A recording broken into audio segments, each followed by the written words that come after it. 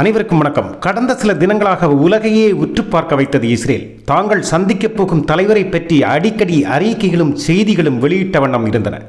உலகம் உற்று பார்த்து கொண்டிருந்த இரு நாட்டு தலைவர்கள் விமான நிலையத்தில் சந்திக்கிறார்கள்.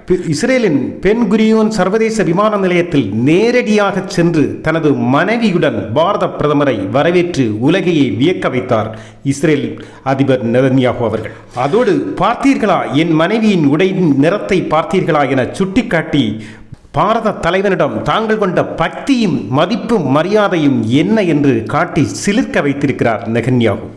உலகமே இதை வியப்பாக பார்க்கிறது. ஒரு நாட்டின் தலைவர் விமான நிலையத்தில் சென்று வரவேற்க வேண்டும் என்பது அவசியமில்லாத ஒன்று.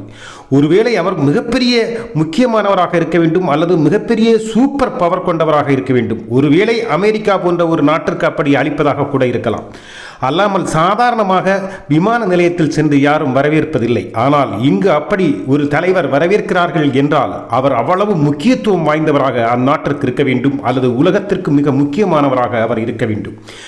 இந்தியாவின் தலைவர் எத்தகைய முக்கியமானவர் தங்களுக்கு என்பதை நெதன்யாகு வரவேற்பதன் மூலமே உலகுக்கு எடுத்து காட்டியிருக்கிறார். மட்டுமல்ல, பாரத பிரதமரையும் பாரதத்தையும் எந்த அளவு நாங்கள் நேசிக்கிறோம் என்பதை மதிக்கிறோம் என்பதையும் சொல்லாமல் செய்து காட்டியிருக்கிறார். இதை பற்றித்தான் இந்த பதிவில் பார்க்க போகிறோம். வாருங்கள். பல நாட்களுக்கு முன்னரே ஊடகங்களில் நான் நண்பரை பார்க்க காத்திருக்கிறேன், ஆவலோடு இருக்கிறேன் என்று அடிக்கடி அறிக்கை விட்ட இஸ்ரேலின் அதிபர் நெதன்யாகு அவர்கள் தங்கள் பார்லிமென்றில் கூட இந்தியா பிரதமரை பற்றியும் இந்தியாவை பற்றியும் பெருமிதமாக அடிக்கடி பேசினார் என்பதும் குறிப்பிடத்தக்கது. மட்டுமல்ல, தங்களது நாடாளுமன்றத்தை இந்திய கொடியின் கலரிலேயே அலங்கரித்து இந்தியாவுடன் உள்ள ஈடுபாட்டையும் மகிழ்ச்சியையும் வெளிப்படுத்தியிருந்தனர் பாரத பிரதமரின் விஜயத்தின் போது. இந்திய ஆட்சியாளரின் வருகையை எதிர்க்கட்சிகளை கூட ஒன்றிணைக்க வைத்ததாக சொல்லப்படுகிறது. இது நெதன்யாகு அவர்களுக்கு இஸ்ரேலில் மிகப்பெரிய ஒரு ஈர்ப்பை உருவாக்கி தேர்தலில் மறுபடியும் தலைவனாக உருவாக வாய்ப்பிருப்பதாகவும் சொல்கிறார்கள். 2017 பாரத பிரதமர் நரேந்திர மோடிதான் இஸ்ரேல் சென்ற முதல் இந்திய பிரதமர் என்பதும் குறிப்பிடத்தக்கது. இஸ்ரேல் உருவானதற்கு பின் 1992 தான் இந்தியா இஸ்ரேலை ஒரு நாடாக ஏற்றுக்கொண்டது. அதுவரை கண்டுகொள்ளவில்லை. பிறகு இரு நாடுகளுக்கிடையே வெளியுறவு கொள்கை தூதரகம் என்று முன்னேறி இரு நாடுகளுக்கிடையே உறவு மேம்பட துவங்கியது. ஆனால் 2014 பிறகுதான் இவ்வளவு வலுப்பெற்ற இரு நாடுகளின் உறவு மேம்பட தொடங்கியதும் அதற்கு மிக முக்கியத்துவம் பாரதத்திலிருந்து அவர்களுக்கு கிடைக்க ஆரம்பித்ததும் 2014 பிறகுதான். இந்நேரத்தில் நாம் பெருமைப்பட வேண்டிய விஷயம், நாம் இந்தியா எந்த அளவு வளர்ந்திருக்கிறது என்பதும் அதன் ஆட்சியாளர்கள் உலகின் மிக முக்கியமான சக்தி வாய்ந்த தலைவர் என்ற உலக தரத்தில் உயர்ந்திருக்கிறார்கள் என்றும் நம் ஆட்சியாளர்கள் சக்தி பெற்ற உலக தலைவர்கள் என்று நாம் கருதுகின்ற மற்ற உலக தலைவர்கள் கூறும்போதுதான் நமக்கு பெருமை ஏற்படுகிறது.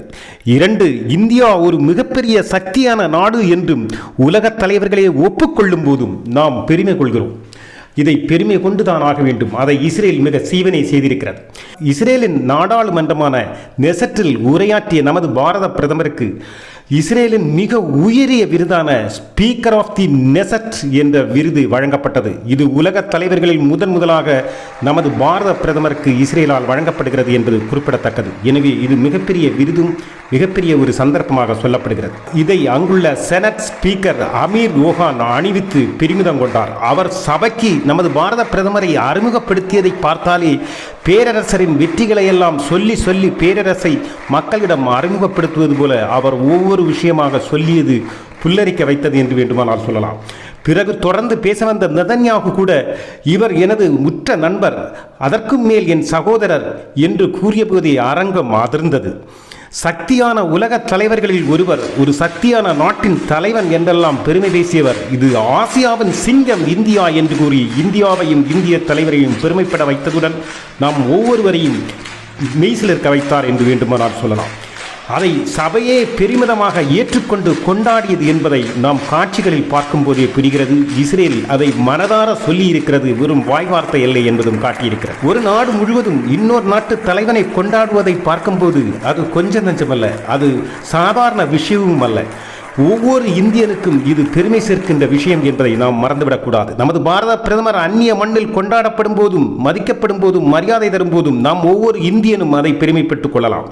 அதே நேரத்தில் அவர் அவமானிக்கப்பட்டாலும் அந்த அவமானம் நம்மை சேரும் என்பதையும் மறந்துவிடக்கூடாது.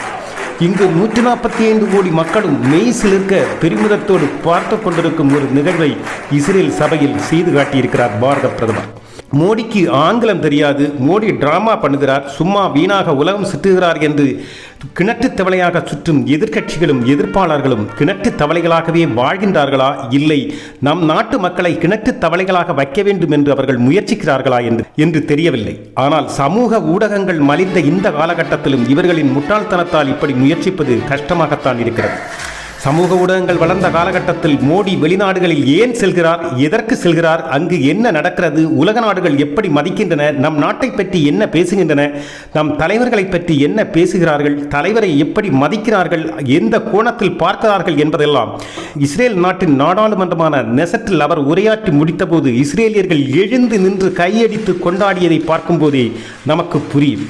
இதை புரிந்து கொண்ட அல்லது பார்த்த ஒவ்வொரு இந்தியனும் பெருமதிப்போடும் பெருமையோடும் பரவசத்தோடும் பார்த்திருப்பார். தற்போது ஈரானுடன் அமெரிக்காவும் இஸ்ரேலும் முறுக்கிக் கொண்டு நிற்கும் இந்த சூழலில் கூட அமெரிக்கா இஸ்ரேலில் போர் விமானங்களையும் போர் தளவாடங்களையும் குவித்துக் கொண்டிருக்கின்ற இந்த நேரத்தில் கூட இஸ்ரேலின் தலைமையில் என்ன வேண்டுமானாலும் அங்கு நடக்கலாம் என்ற ஒரு போர்மேகம் சூழும் நிலையிலும் கூட விரிந்த மார்புடன் இஸ்ரேலில் இறங்கிய பாரத பிரதமரின் தைரியம் கொஞ்ச நஞ்சமல்ல என்பதை உலக நாடுகள் தற்போது ஒத்துக்கொள்கின்றன. அதை உலக ஊடகங்கள் பேசுகின்றன. ஏனெனில் இப்படிப்பட்ட சூழலில் அந்நிய நாடுகளில் செல்வது என்பது உலக அரசியலில் பல பிரச்சனைகளை சந்திக்க வேண்டியது வந்துவிடும். அதை வைத்து உள்நாட்டு கிணற்று தவளைகளான அரசியல்வாதிகளும் அரசியல் செய்வார்கள், கட்சிகளும் அரசியல் செய்யும்.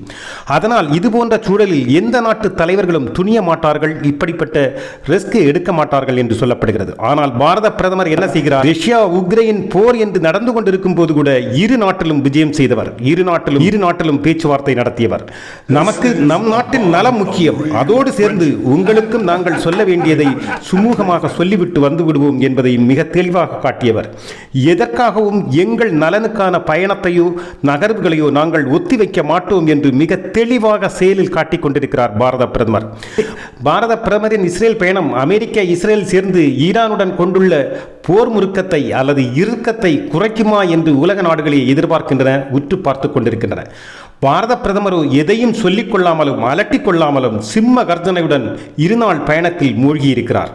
இஸ்ரேலின் வரவேற்பு இந்தியாவின் மதிப்பை உலக நாடுகளுக்கு பறைசாற்றும் வண்ணம் இருக்கின்றன. ஒவ்வொரு இந்தியனையும் மெய்சிலிருக்க வைத்திருக்கிறது. இந்தியாவும் இந்திய தலைவரும் என்ன என்பதை இஸ்ரேல் நாடாளுமன்றம் மிக தெளிவாக உரக்க உலகுக்கு சொல்லி இருக்கிறது. அது இந்தியாவில் உள்ள கிணற்று தவளைகளான எதிர்க்கட்சிகளுக்கும் எதிர்ப்பாளர்களுக்கும் சேர்த்துத்தான் சொல்லி இருக்கிறார் என்றே கருத வேண்டும். உணர்ந்தால் சரி. இன்னொரு செய்தியோடு மீண்டும் சந்திப்போம்.